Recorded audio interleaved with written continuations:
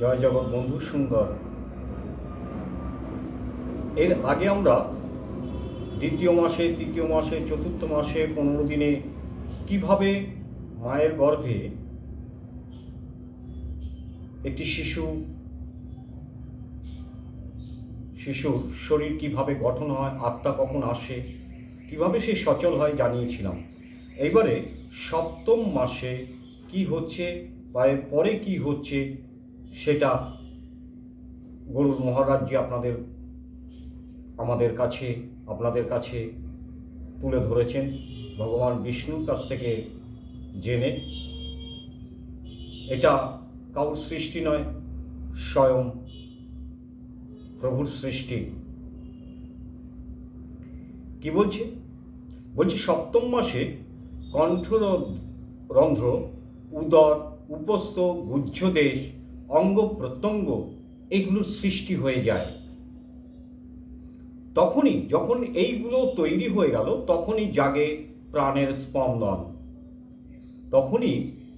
স্পন্দন।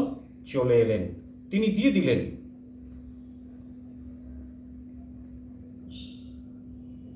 অষ্টম মাসে জীব জননী জঠরে ঘন ঘন নড়াচড়া করে, কারণ সবই তো হয়ে গেছে, সমস্ত অঙ্গ প্রত্যঙ্গ সমস্ত কিছুর সৃষ্টি হয়ে গেছে।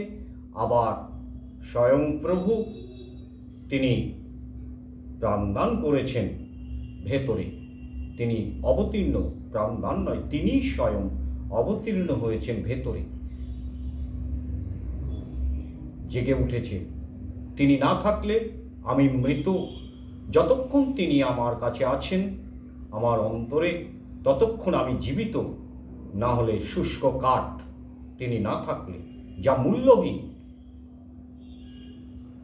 যেই তিনি অবতীর্ণ হলেন সমস্ত অঙ্গ প্রত্যঙ্গগুলো জেগে উঠল, আর তখনই সে নড়াচড়া শুরু করলো। যেই নড়াচড়া শুরু করলো, মায়ের খুব যাতনা শুরু হলো। মা সহ্য করছেন সমস্ত কিছু। আর নবম মাসে কি হলো? জীব স্বয়ং দৃঢ় রূপে অবস্থিত হলো, মানে সে একটু কঠিন হলো, সজাগ হয়ে গেল যে আমি নড়তে চড়তে পারছি। রক্ত, মাংস, ত্বক, অস্থি, মজ্জা এসবের মধ্যে পাঞ্চভৌতিক জীবন বসতি করছে। পঞ্চ আত্মা, পঞ্চভূত চলে এলো তখন তার মধ্যে। ক্ষিতি, জল, তেজ, বায়ু ও আকাশ, মনে রাখবেন এটা হচ্ছে পঞ্চভূত।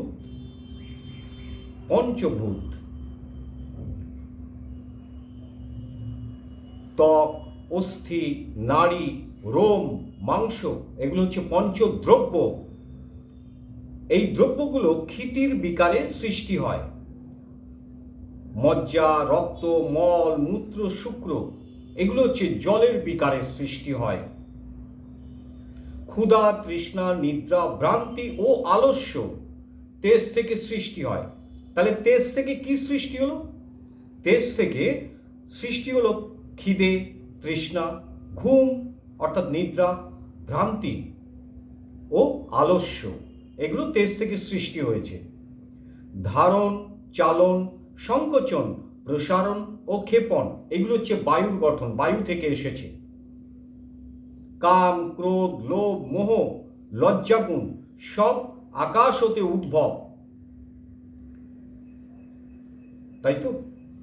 তাই বলছেন প্রাণ, অপান, ব্যান, সমান, উদান এই পঞ্চবায়ুর দ্বারা পান, ভোজন, পোষণ ও পরিপাকাদি কাজ সাধিত হচ্ছে। এই যে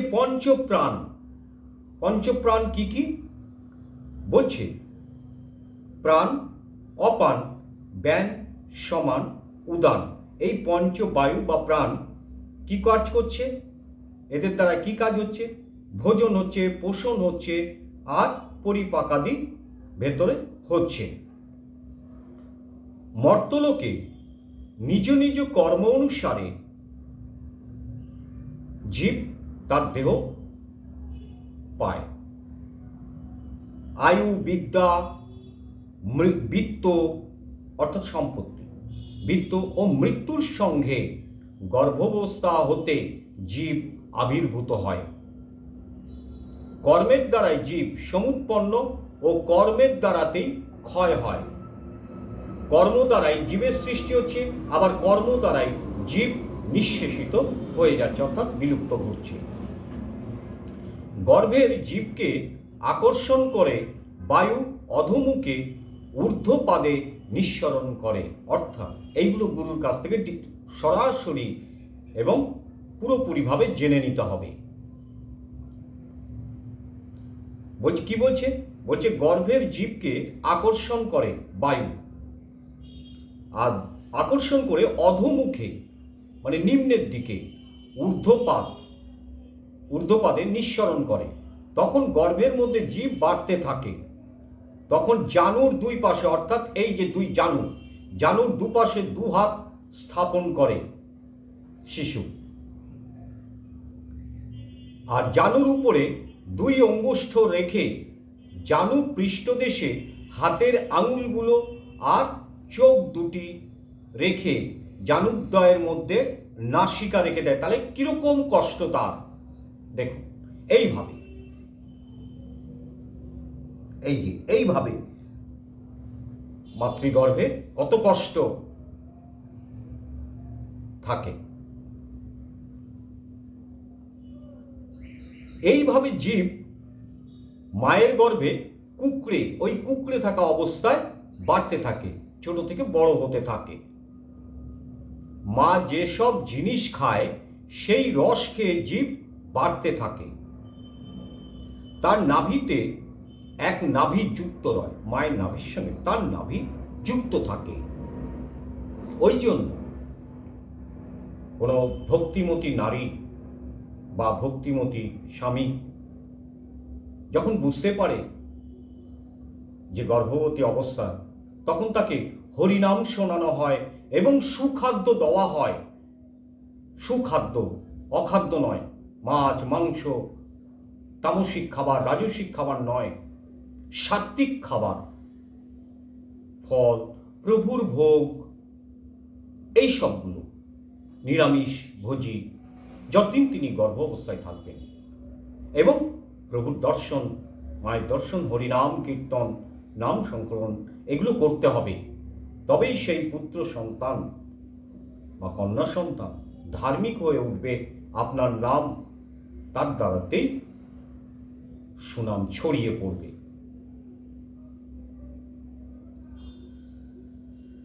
জননীর অন্ত্র মধ্যে যে খাদ্য পাচিত, সেই রস নারীর দ্বারা সঞ্চারিত হয়। মা যেটা খাচ্ছেন আমাদের এখানে পাচকতন্ত্রের দ্বারা পাচিত হচ্ছে। সেই যে নিঃসরিত রস, সেটাই নাভির দ্বারা গিয়ে তার উদরে যাচ্ছে, সন্তানের উদরে। এইটা হয়েই আসছে এবং হতেই থাকবে। জীব জননী জঠরে এইভাবে নানান কষ্ট সইতে থাকে। মা তো কষ্ট পাচ্ছে, যেহেতু নড়াচড়া করছে, মা তো কষ্ট পাচ্ছে, আর ওর ভেতরে ও যে অবস্থায় রয়েছে সেও কিন্তু খুব কষ্ট ভোগ করছে। সেই সময় পূর্ব স্মৃতি জাগরিত হয়।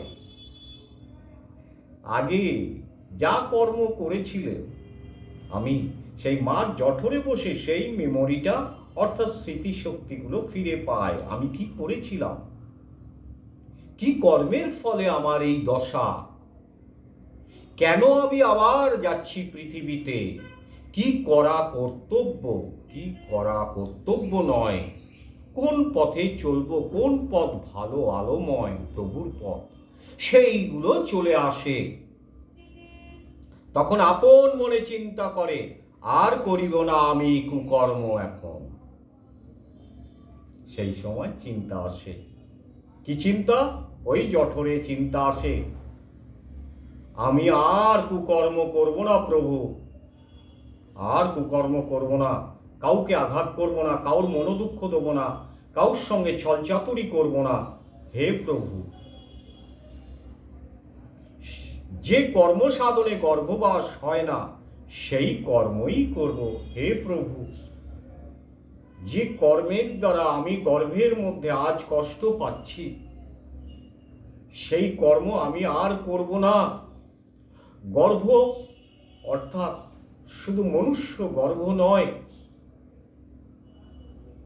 বিভিন্ন জীবের গর্ভ আছে, পশু পাখি বাঘ সিংহ। এই গর্ভ যন্ত্রণা যেন আমাকে ভোগ করতে না হয় প্রভু, সে কর্ম আমি করব না।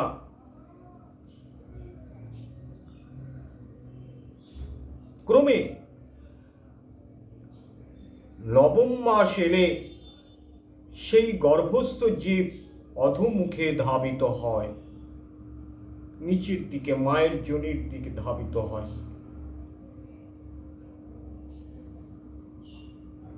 প্রাজ্যপত্য বায়ুর দ্বারা পীড়িত হয়ে সে ক্ষণে ক্ষণে মূর্ছিত হয়ে পড়ে, জ্ঞান হয়ে যায়, জ্ঞান হারিয়ে ফেলে সে মাঝে মাঝে শিশু। আজ এই পর্যন্ত, আবার পরের ভিডিওতে আবার আপনাদের জানাবো।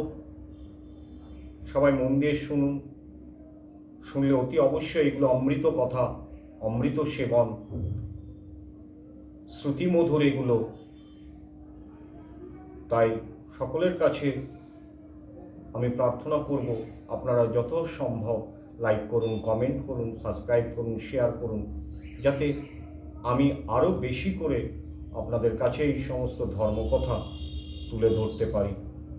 এই সৌভাগ্য প্রদান করুন, এই আশীর্বাদটা করুন সকলে মিলে। জয় জগৎবন্ধু সুন্দর।